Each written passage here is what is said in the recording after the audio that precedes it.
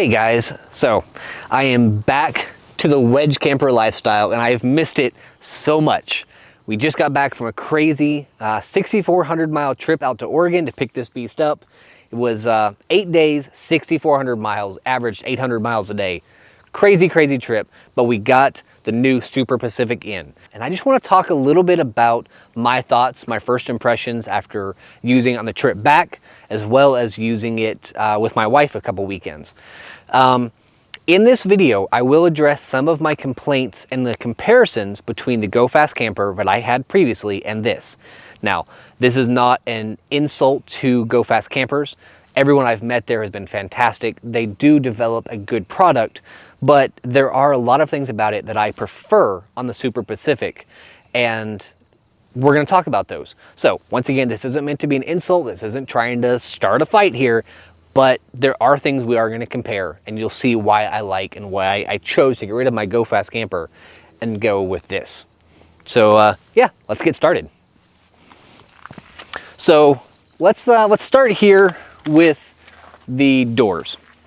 The doors open with quite a bit of with authority. They are two struts, and they have this seal all the way around them. Now this seal is multi-purpose. It's a secondary seal. You have the regular bulb seal here, but this also helps with rain. As the water comes off of this door and hits this, it will flow around the outside. With my Go Fast camper, I had a lot of problems with the first generation hinge where water would hit that hinge and drip to the inside of our camper if these were open. I've used these in the rain. I can comfortably stand under here, carry on a conversation, and not have to worry about water dripping down from the doors onto me. Something else interesting about these doors is they have 3 positions that you can lock the gas struts into. Now, this is purely like a lot of things on this camper because they want you to be able to customize and make the camper yours. So you can choose to move this top pivot point to a higher point so that the doors are higher, or lower, and they just set them in the center as stock for now. So they give you a lot of customization, ability to make this camper yours. While we're on the subject of the doors, they can be unlocked from the inside. So unlike the Go Fast camper, my generation of Go Fast camper, you had to reach from the top to get to the outside to unlock it. On this one, I can easily open the doors from inside the camper. They also reinforce the edges with this metal track, and it's supposed to be for you to attach whatever accessories you want to it. These have enough power to be able to lift different things like shovels and whatever you want to mount to them. And so these are just meant to be good attachment points. So let's talk a little bit about some of the interior features. You'll notice that I have these light strips plugged in right now. Tomorrow my actual LEDs come and we'll wire it all up and you'll see that. But I have a USB plug as well as a 12-volt plug. Now, it came in with these installed but not wired. Just like the GFC, you have to wire them yourself. For me, I went ahead and took the wires that were behind here, ran them down into my my brake light for the rear brake, and into a Blue C panel that I have in here that I use for, it's a fuse switch panel. So I have USB and 12-volt hooked up here, and there's a cutout in the panels here on both sides for you to be able to run a USB cable up if you want to charge your phone or whatever from above. You'll also notice that all of these are removable, and there are 3 in each corner. You can pull those out and install whatever you want, including a Switch Pro, which is actually what I have in this truck, and I can run a secondary Switch Pro back here. You can kind of hook them together and be able to control them both. So I can control all the functions of my truck that the Switch Pro does from right back here. You'll also notice that these are hollow. That means I can easily run cables here, through the walls, through here, anywhere that I need to run cables for hooking up switches or lights. It's super easy to do. In fact, the hardest part that I found was making this corner. Well, Super Pacific thought about that, so they have installed 4 of these removable plates from here to here. One screw removes them, and you're able to pull this plate out, and the only purpose is for you to be able to make this transition easier. It makes their manufacturing process more complicated. It doesn't help them in any way. It's purely for the end user, just ease of use to be able to run wires. You'll also notice that there are tons of these little threaded mounts for you to attach whatever you want to do to make this your own. You can also put T-nuts in these slots, so you have endless customization from the removable panels for switches to the screws and these slots. So lots of customization for however you want to build the Super Pacific to match you. So this is a Molly panel that they developed, and you'll notice it uses these threaded mounts. So that means you can mount this Molly panel and as well as other accessories they're working on developing anywhere you want inside the cab of this. You'll notice I don't have anything on it right now. I have straps on order to be able to mount a number of accessories to it. But it seems everything I need is back ordered. It's just the way it is right now. If you watched our walk around of the Go Fast camper, you'll remember that we have the water port mounted. It's in the exact same spot we had it before, using the built-in tracks and a custom bracket. It's worked well. It makes it easy for us to fill it up, to pump it, to do whatever we need. Something I like about the Super Pacific is this door is completely open. You don't have crossbars blocking your way. So if I need to pull this in and out, it's much easier to do so without a bar in my way. Full open space is a win for sure. You'll notice that there's a handle here to be able to pull yourself up, but they also included handles on both sides. These are rated strong enough to be able to hang a hammock from. So if you're ever out and have just one tree, well, here's your second mounting point so you can put your hammock up. You'll also notice there's a hole right here through this latch. This is for a padlock. So you can actually lock the camper with either one, or you can put one on both sides, but you can actually lock this camper down. When it comes to other features, you'll notice these tracks running all the way down the sides. These use standard T-nuts, and they're down the sides, down the back, they're on the front, and they're even under the front, which I can show you later, but they even have them underneath. They have them, what I think is the coolest part, is on top.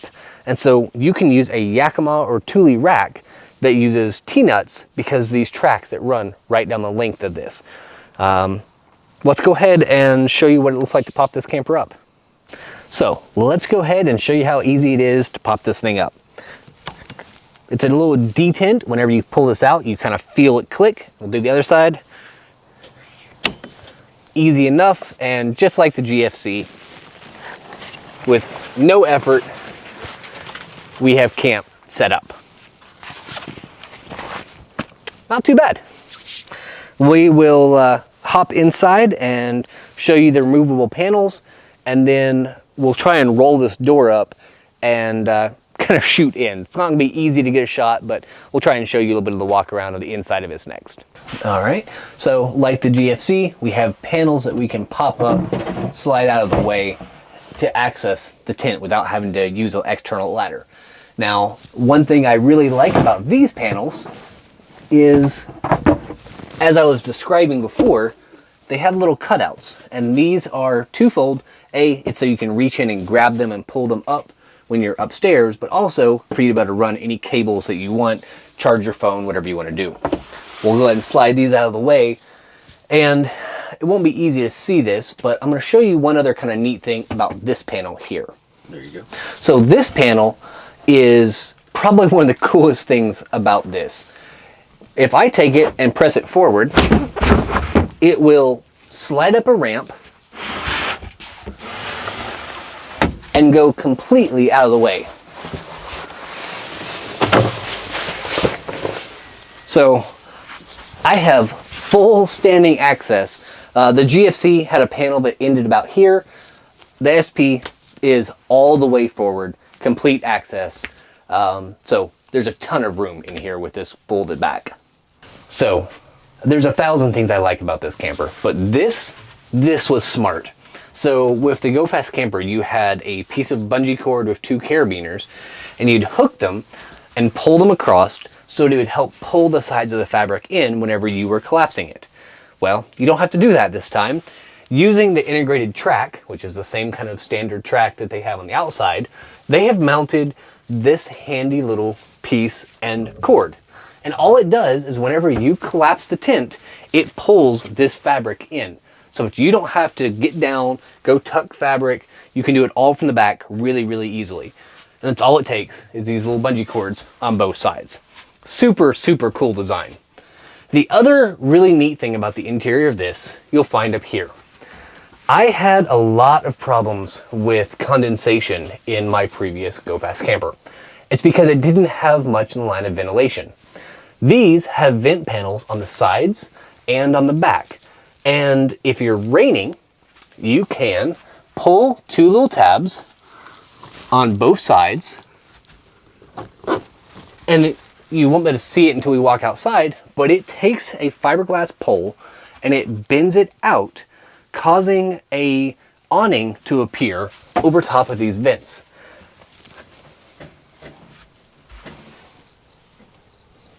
Something else that's neat is in the winter, if you don't want it vented or whatever scenario you don't want to vent it, it's pretty easy to pull this down because it's just Velcro across this entire panel. And it's just, right now I have it folded up and Velcroed to itself to allow ventilation. But you can close the vent panels, all three of them across it. All right, so you saw how this mattress slid back. Let's go ahead and pull this panel forward and we'll talk about this super comfortable mattress. So when you're ready, pull this forward, it drops into place, and the mattress is here. Now, you may notice something. I'm still standing inside, and the mattress is fully in place. Unlike my previous camper, you have room to get up and down, or in my case, to allow a heater to have heat that comes up from the lower portion to the upper portion with the mattress fully in place. That was a huge selling point for me. This camper is about 20 inches longer over the cab in order to accommodate this space. And it's been super, super nice. For winter, like I said, you can have a heater that has heat rising, or if you just want to be able to get up and down or be able to reach down and get stuff, you don't have to displace the mattress panels to do it. Speaking of mattress, this is an Xped Mega Mat.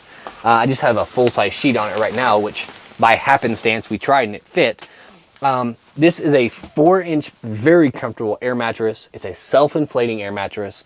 And whenever you're ready to close the canopy, you just pull open the deflate panel and it will allow air to come out of it. If you want to inflate it, you can close this, open this one. It comes with a hand pump, or you can just throw a quick pump from like an electric one plugged into the handy little plugs down here and inflate this thing back up. Because it's filled with foam, whenever you open it up and you allow it and you keep this closed, it will fill itself 90% of the way just from that expanding foam. Unlike my GFC, which was I found to be super, super uncomfortable, this one rivals my bed at home. It's very, very comfortable. I kind of showed you when I was sitting down below, but just to show you how easy this is, with me standing here, push, and this thing moves out of the way. It's so nice. There's one more thing I forgot to show you downstairs, so we'll look at that real quick.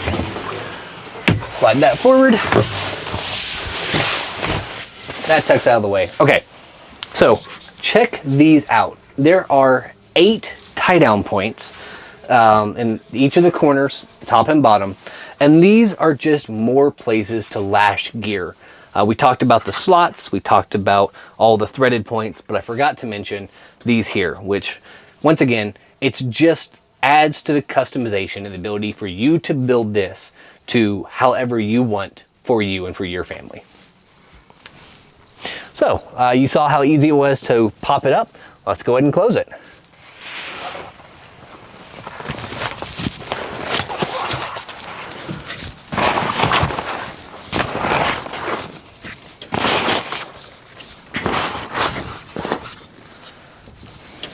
Yep, it does a good job of pulling all the fabric in by itself. That's it.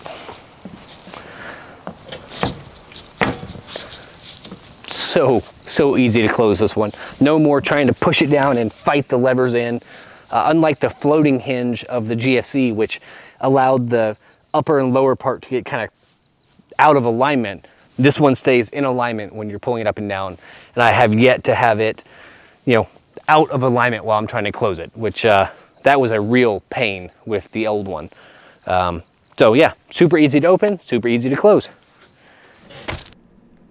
As always, I appreciate you guys taking the time to watch our videos. I hope this was something you enjoyed, and obviously you'll be seeing a lot more content from this new Super Pacific as we build it out and make changes.